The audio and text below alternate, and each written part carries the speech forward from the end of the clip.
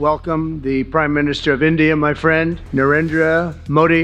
কয়েক মাসের জন্য যুক্তরাষ্ট্রের সঙ্গে বাণিজ্য চুক্তি স্বাক্ষর স্থগিত করতে যাচ্ছে ভারত। বাণিজ্য অংশীদার দেশগুলোর অতিরিক্ত শিল্প উৎপাদন সক্ষমতা নিয়ে ট্রাম্প প্রশাসন নতুন করে তদন্ত শুরু করায় এই টানাপোড়েন তৈরি হয়েছে।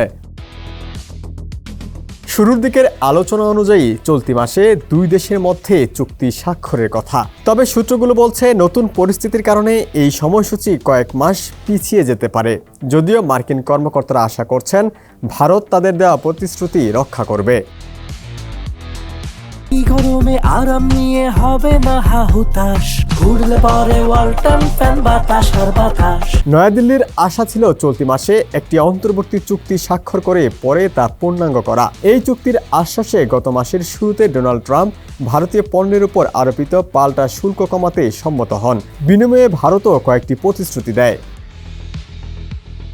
ভারতের বাণিজ্য মন্ত্রণালয়ের একজন মুখপাত্র যুক্তরাষ্ট্রের সঙ্গে দ্বিপাক্ষিক আলোচনার স্থগিত রাখার কথা অস্বীকার করেছেন। অন্যদিকে হোয়াইট হাউসের একজন কর্মকর্তা বলেছেন, ভারতের সঙ্গে চুক্তি চূড়ান্ত করতে যুক্তরাষ্ট্র এখনও কাজ করে যাচ্ছে।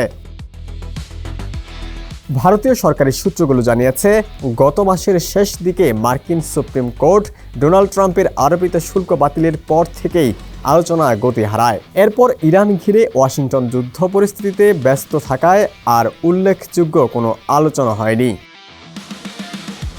চুক্তি স্বাক্ষরের বিষয়টিকে আরও জটিল করে তুলেছে যুক্তরাষ্ট্রের নতুন একটি তদন্ত।